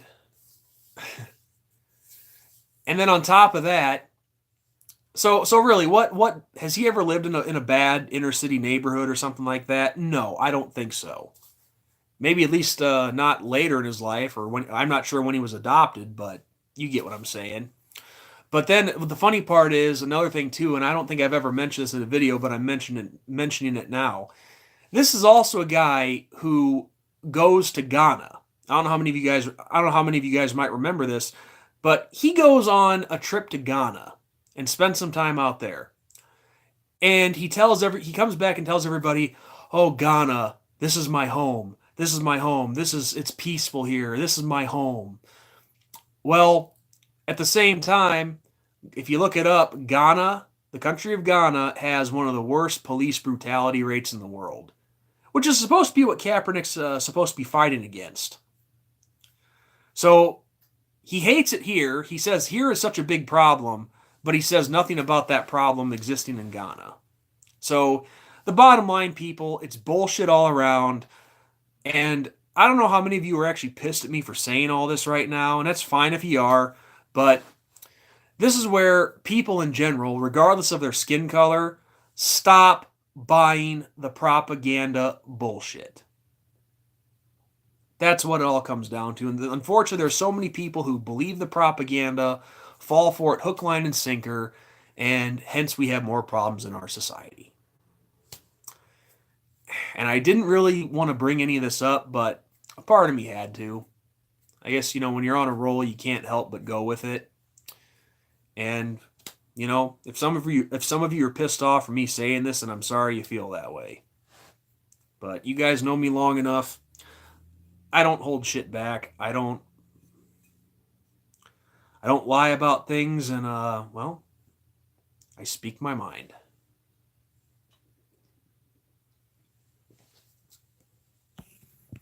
I just felt it was something that had to be said since I brought it up.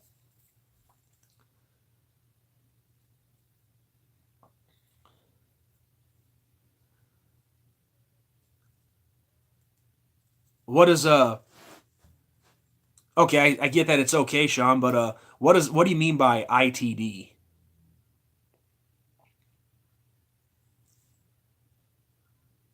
Unless that was a typo or something.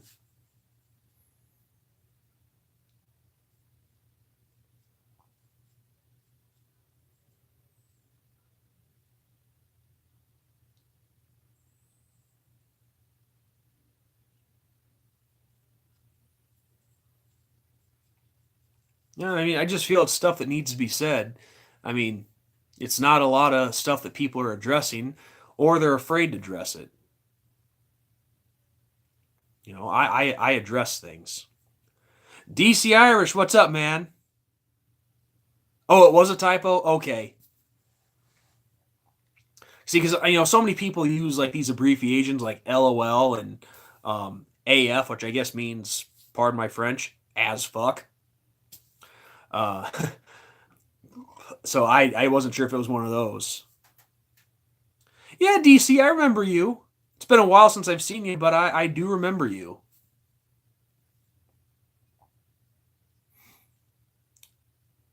I don't think I met you in person, did I? But I know I remember seeing you on comment all the time on my videos. It's funny. I actually, believe it or not, guys, and yes, this actually happened to me. I actually had a viewer of mine actually recognize me when I was up in South Bend for the Michigan game back in 2014. It's a pretty cool story, actually. See, it was a night game, and we were on campus all freaking day. I was tired. I laid down in the back of my cousin's SUV. Yeah, well, yeah, DC Irish. I do remember you commenting all the time, so your name rings a bell big time. But like I was saying, so I was laying down in the back of my cousin's SUV to take a little nap, and after when I woke up for a second to get something to drink, and this guy pointed over towards me, and he's like, you're him, aren't you?" I'm like, "Who am I?" He's like, "You're Sean off of YouTube, ND Sean. Is that you?" I'm like, "Yeah, that's me, dude. That's me. Which one are you? Which commenter are you?" And he tells me his screen name. Guy was from out east, and I think he said he was from New Jersey. I forget. Pardon me, I forget what his screen name is, but he actually he recognized me, and that's the only time I've ever had that happen, was someone recognizing me, just from walking on campus. I mean, I've met other people off of YouTube, but usually we get a hold of one another and we set up a meeting. But this was the first time and only time I've ever had somebody recognize me from just walking on campus and be like, "Hey, that's NDSean45 over there." So it was pretty cool. It was pretty cool. And funny thing is, I'm definitely not used to that. I mean, obviously, you guys know I'm just an average guy. I'm not some kind of freaking celebrity or anything like that. Um, but that was pretty cool. It was pretty cool knowing that I've uh, I've met some good people on here, and that they wanna they wanna see me, they wanna meet me, and that's pretty cool. Um, but yeah, he wanted a picture with me and everything, so it was interesting. But he was a good dude. He was a good dude too. But of course, you always hope that when you put yourself out there on YouTube, you also hope that you never run into the shitty fans that you encounter. And unfortunately, like I said earlier in this video, I've encountered plenty of shitty Notre Dame fans as well. Because I got a couple of Notre Dame sites that don't care for me too much. UHND. And I'm not talking, when I say UHND, I'm not talking about the website itself. The website is great. When you want to go look at news and Notre Dame football, UHND is a great website. It's when you get down into the forum section. Um, a handful of those guys don't care for me too much. Then another one, domerdomain.com. Now, I don't think those guys on there really hate me, but they do think I'm a joke. And I think the reason for their disliking me is because when my buddy Shamrock Jerry and when Jerry presented the idea with me to raise the Irish flag at the Irish tricolor at Notre Dame outside the stadium. Yes, DC, it is very expensive. It really is. Hell, we've had to like when I've gone with my family, we've had to save for a few months just to make sure we have enough for tickets. And yeah, it can be an expensive trip sometimes. And I only live like 3 hours away.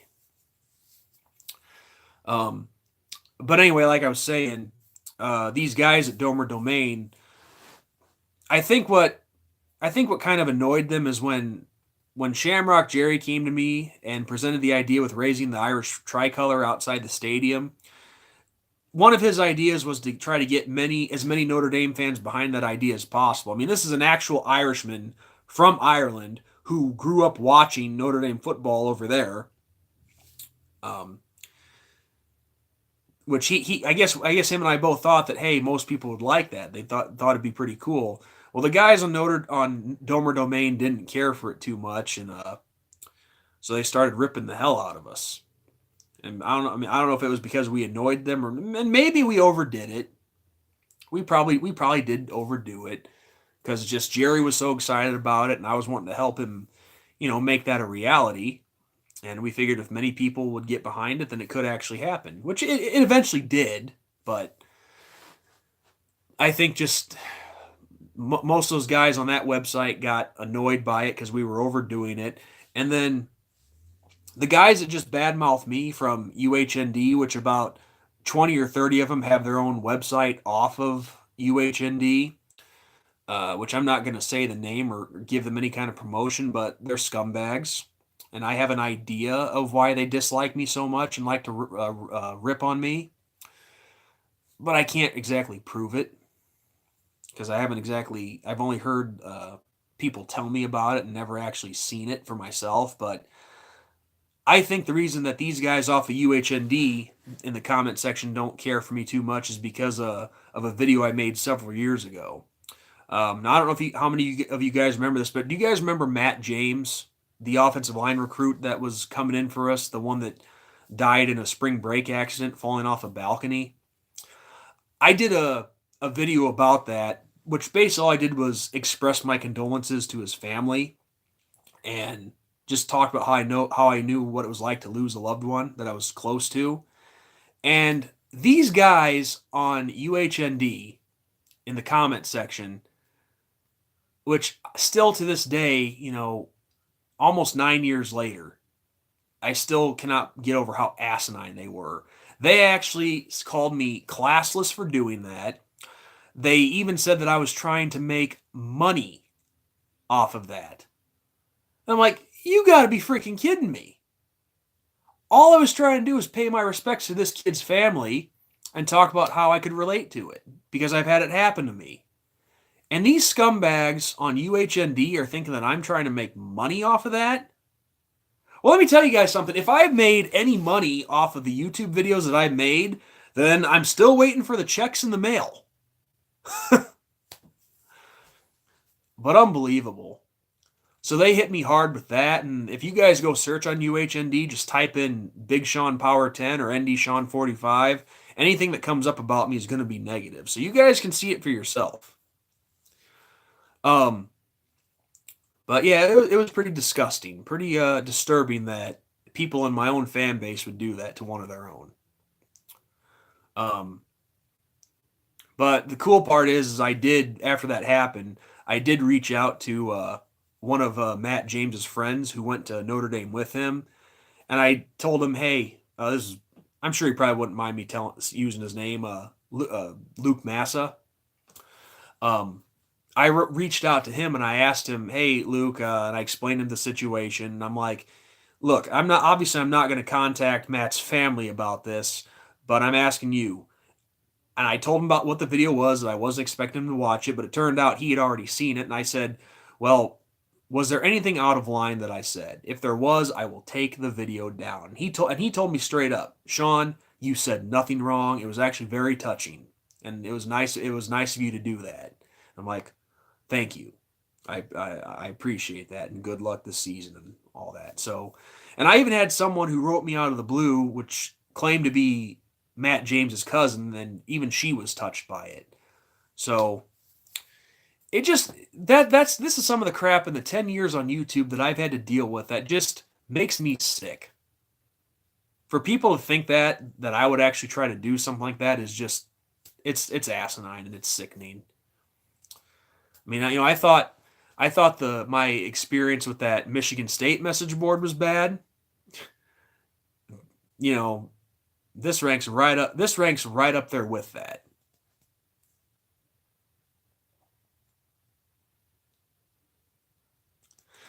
Yeah, I've never been to Irish Illustrated.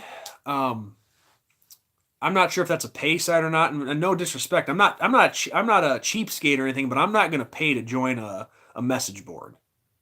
But then again, actually, that might be NDNation that I'm thinking of that charges.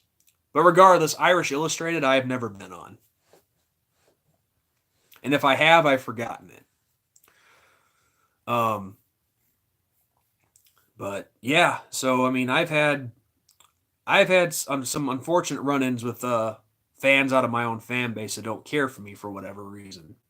I had a guy last year or the year before, I think it was, and I'm not going to give his name, even though he advertised his own name. This guy, it was 2016 actually. Oh, hey, Sleeve, I didn't even know you left. But it was actually 2016 when this guy popped up. Hey, DC, do what you can. I mean, if you enjoy it, that's cool. But 2016, it was during my it was during the week of the Nevada game, and when I did my preview for that game, this guy pops up just out of the blue one day, and his comment that he leaves on my video for that was OMG virgin. So the guy shows up and calls me a virgin for whatever reason. I'm like, okay. So I talk back at him, and look, I try not to be this guy who does this, but this guy that left that comment, he used his real name.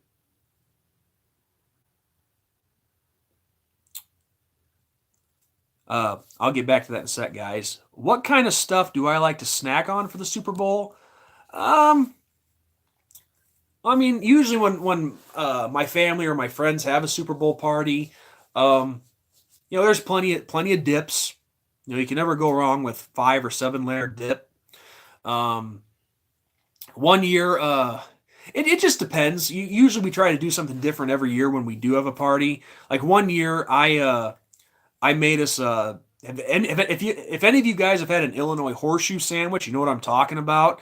But we did horseshoes one year using, and the meat we used was just chicken tenders.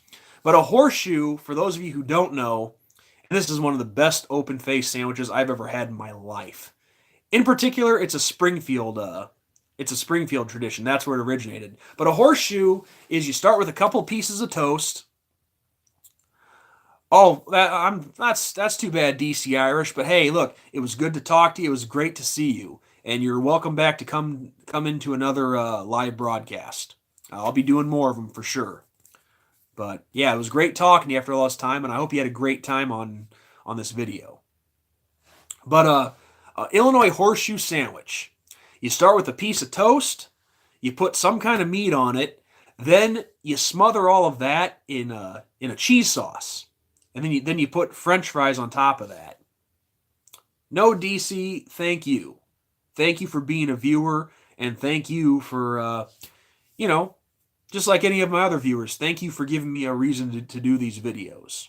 It's been a lot of fun this past decade, and I'm more than happy to put them on for you guys. But the idea is this: the piece of bread is supposed to be the horse's foot, and then the piece of meat is supposed to be the shoe. The cheese sauce is supposed to be the glue that goes onto the shoe, and then the French fries are the nails in the horseshoe.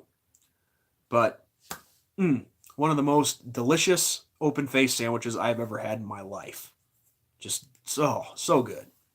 Just actually look up Charlie Parker's Diner. It's a place down in Springfield. Look up those horseshoes. There's a video from Diners, Drive-Ins, and Dives here on YouTube about it. So delicious. But no, then there's been other times where you just have the basic snacks like cocktail weenies and meatballs and chips and salsa. But the one thing I enjoy the most, and you can never go wrong with this, chicken wings. Doesn't matter if they're barbecue, buffalo sauce. I'm a big wings fan. So going back to the story that I was telling about, or that I was telling you guys before. So this guy shows up, says OMG virgin. So I started a little back and forth with him, and he used his real name. And like I was saying before, I hate being one of these guys, but I wanted to see if this guy was on social media anywhere. Facebook, Twitter, wherever. Found him on Facebook. And here's the thing. I'll never forget this. I made a video showing pictures of him. And any other people that were in his video, I cut them out. Because if I'm going to expose an asshole, I'm leaving their family or their friends out of it if I were to find a picture of them. I don't go that far because their family has nothing to do with it. It's between me and them. Their family probably has no idea that their loved one is even doing this crap online. So I showed pictures of him, and one of the best comments I received on one of the pictures was my buddy Magnum said, "Man, that guy looks like Peter Griffin on crack." I still laugh my ass off at that to this day. So, but I guess in one picture, I forgot to cut out a part of one of his kids' hair. It was still sticking out from the cutoff point. He threatened to beat my ass if he ever saw me. He told me where I could meet him at his tailgate spot at Notre Dame. And the messed up part is this. And I don't know if this is true or not, but he claimed that his grandfather was the great Jim Seymour, wide receiver at Notre Dame back in the 60s. Still holds the record for most receiving yards in a single game with like 276 or something like that. And I'm thinking like, okay, dude, if your grandfather is the great Jim Seymour, then yeah, I'm sure he's really proud of your behavior. Going online and harassing someone who is of your own fan base, who is saying nothing wrong. But at the same time, I think I know what triggered him. I made a comment in that preview for Nevada, and I made a comment saying, Yeah, Nevada, 2009. That was the first ever game that I ever previewed here, previewed and recapped here on YouTube. And that the best part about the game back in 2009 was I got to see Colin Kaepernick get his ass kicked. Because this is when he started all his kneeling crap and whatnot. And I look on this guy's Facebook page, and of course he has some, not much, but he had some Black Lives Matter stuff on there and whatnot. So it was kind of starting to make sense. But whether this guy's telling the truth or not about Jim Seymour being his father or his grandfather, I don't care. You're still a freaking asshole. And just because you have a relative that's famous, that doesn't change that. So yeah, the bottom line is, guys, and I probably rambled on too long about this, but it's very unfortunate. But not only have I had run-ins with opposing fans, but some of my own fans as well. I mean, I guess I wasn't expecting that part to come with the territory. I didn't think, some fans would hate one of their own so much or think they're that big of a joke. I mean, I've never tried to be this amazing expert on sports. I'm just a guy who's repping and supporting his team. And why people have a problem with that, I don't know. But obviously they find some other kind of thing to have a problem with. But that's whatever. It is what it is. So, yeah, definitely had some interesting experiences here on YouTube from some of the people that I've dealt with. But yeah, shoot, I've done a lot of talking already. Does anybody else have anything to say about what I've been talking about? If you do, go ahead and chime in.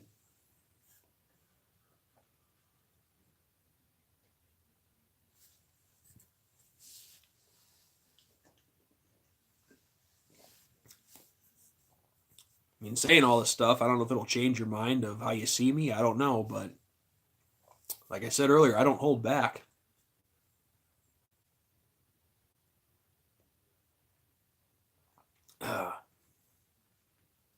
Yeah, guys, just to let you know, I think once I finish this beer, I'm probably going to call it quits for the broadcast. Because I honestly didn't think I'd be going for 2 hours.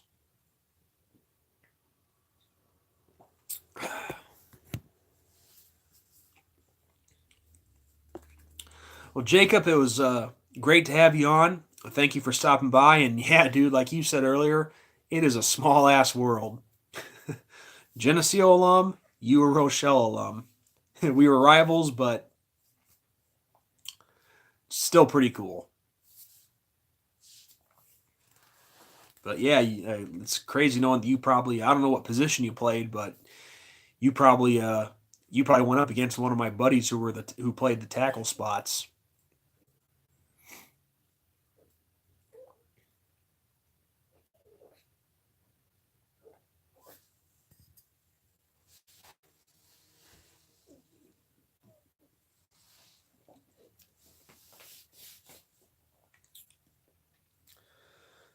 Oh. Yeah, wherever. Also, another thing too. I said this at the start of the video, or near the start anyway. I hope wherever you guys are at, I am not going to just assume that you guys are in the Midwest or the Northeast where it gets cold, but I hope you guys have been doing pretty well, staying warm and all that. Because I tell you, here in my neck of the woods, where I'm at in Illinois, it has been cold, and that is an understatement. Because we had last week we had not only some big snowstorm come through, but one day it was 24 degrees below zero. The next day it was 32, and of course this is all with wind chill. But it was bad here. But thankfully we got some decent weather today. I think it's about 41 degrees right now, so a lot of the snow's starting to melt, and it's definitely a lot easier to drive in. That's for sure. But driving country roads when it's drifting gets pretty damn scary. Um,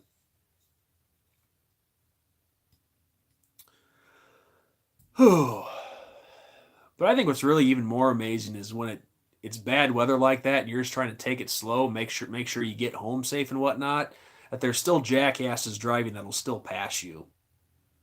and I said this in the live video last week, the people who do that, if they end up in the ditch, I have zero sympathy for them. None. Because they did it to themselves.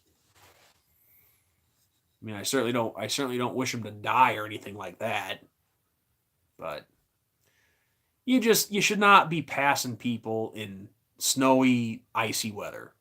I mean, it's just stupid to do that.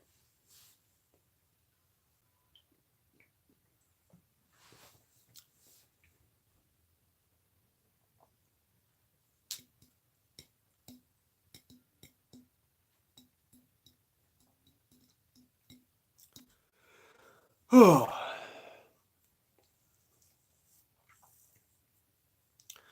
I'll tell you guys one thing. Hopefully, sooner rather than later, I can get like get a better computer here pretty soon. Because I'm really getting tired of doing all these on my phone. Even though the phone's working out well, um, I'm definitely looking to be getting a new computer here in the not too distant future.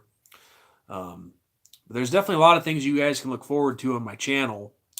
Um, because I'm obviously starting to branch out here and do some live broadcasts, which still new to me, still trying to get the hang of, which I think moving along pretty well. But sometimes a phone just doesn't cut it. But anyway, you can definitely look forward to some more of these live broadcasts, and also I'm going to be doing an interview with someone special coming up here in the next. Well, to tell you guys the truth, I don't really know when it's going to be, but I'm going to venture out and keep trying in my quest to keep doing different things on this channel. I'm going to be possibly interviewing people, and I'm going to be starting one here in the hopefully not too distant future. So definitely be on the lookout for that. As you know, it's not about with me. It's not about trying to be famous or anything like that. I'm just trying to expand my channel a little bit and do new things. Not obviously, as you guys have heard in this video already. This is primarily a sports channel, yes, but I'm not afraid to talk about other things too, whether they be social issues, religion, politics, whatever. I don't claim to be a master in everything, but I want to talk about things that need to be said. That's all there is to it. And an interview that I have that I'm planning to do sometime in the near future, that'll show that. So, yeah, I'm always looking to expand things and try new stuff, and hopefully give you guys something more to enjoy. Because you gotta have more to a YouTube channel than just previews and recaps. You need to try to expand and do other things as well. But I'm not saying that just doing one thing doesn't work, but I guess it's me just having a personal preference. But yeah, guys, I'm running out of stuff to talk about, and I'm seeing the low battery signal come on, so I should probably try to wrap this up. But anybody have anything they want to add, anything they want to say? Another quick question. So I think it looks like there's 3 of you left still on here.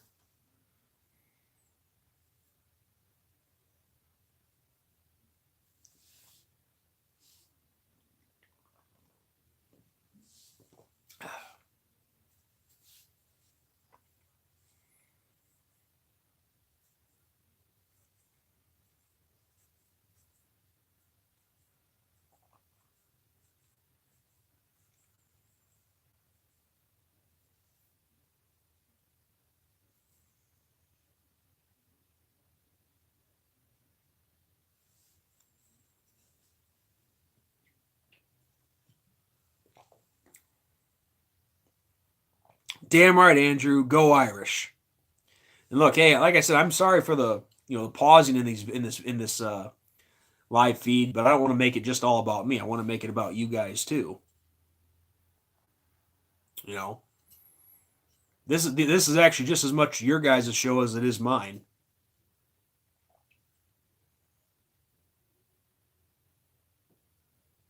I can tell you guys one thing.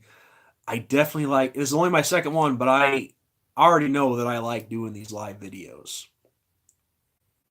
And Andrew, I hope to see you down the road for some more that I do.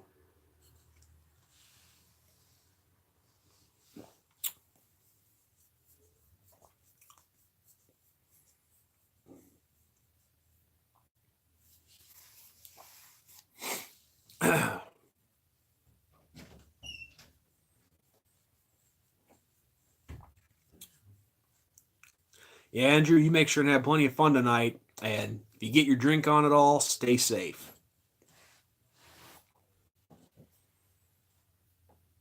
Well, thank you very much. Like I told you guys earlier, I do the best that I can with this channel. It's not much. I'm just on here to have fun. And when I started under as the Big Sean Power 10 name, that's what it was all about. It was just having some fun, meeting new people, stepping out of my comfort zone. And, you know, I try to give something to people that they enjoy. And if you don't, that's okay. I'm not, I guess you could say I'm a preferred flavor, for lack of a better term.